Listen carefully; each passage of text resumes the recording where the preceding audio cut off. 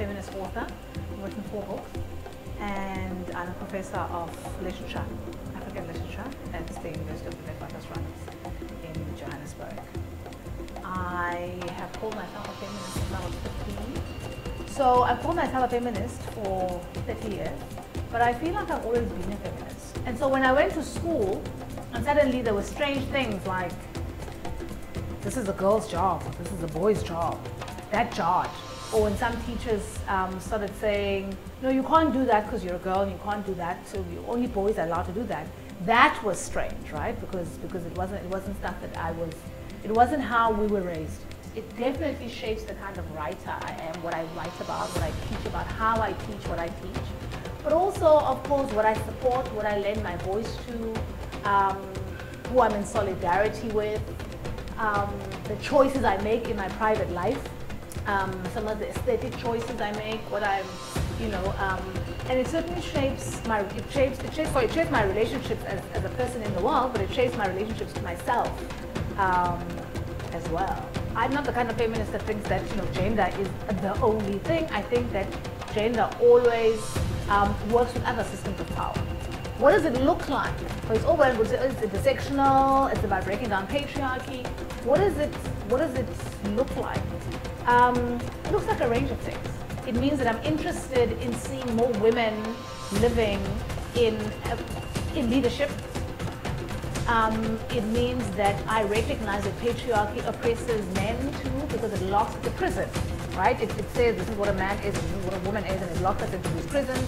And patriarchy is about, and feminism is about, for me, it's about breaking that box open and saying, actually human beings can be 500 billion things, like infinite possibilities. And what are those infinite possibilities if we're not hemmed into these ideas of what a man is and what a woman is? Feminism for me is also about recognizing that it's not true that there are only 2 genders. We don't know how many genders there are because patriarchy forces people into these 2 genders that are prisons. But it's also about recognizing, of course, that we have to rethink many things that we take for granted about what is logical, what is superior, what is knowledgeable, what is sophisticated, and all of these things that are very often default masculinist, right? So we have to think about, when we think about places of valuable knowledge, we live after colonialism, and because of patriarchy, we live in a world that values reason and logic and undervalues the emotional and the psychic and the spiritual, right? Patriarchy for me is also about questioning sites of knowledge. As human beings, we multi-layered, right? And so it's always about recognizing that this notion that feelings are irrelevant. So of course, when we say the F word, normally 2 things come up, right? It's a bad word. People think fuck, right? And I think fuck is a bad word. So they think a swear word, a slur, a word that so we say the F word because we don't want to say the full word. And of course, words have power, right?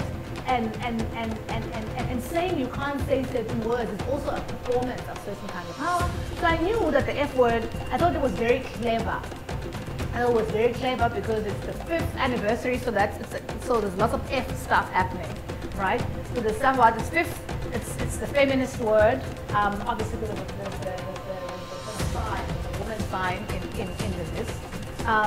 So I thought the power of language, I thought feminism, I thought the African feminist imagination, I thought the intersections between African women's and African feminists imaginative world and world-changing activity. I thought about so African feminist imagination. I thought African feminist movements and the intersections and the way they feed into creativity and how they're nourished by creativity themselves. I thought about pleasure, right?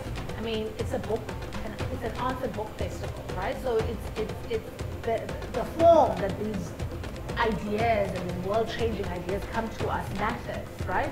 And of course, for feminists and for African feminists, like many feminists across the world, pleasure is political, right? So I thought, oh my goodness, it's going to be absolutely wonderful because it is very political and it is very invested in the politics of pleasure. And of course, I enjoyed that play with language.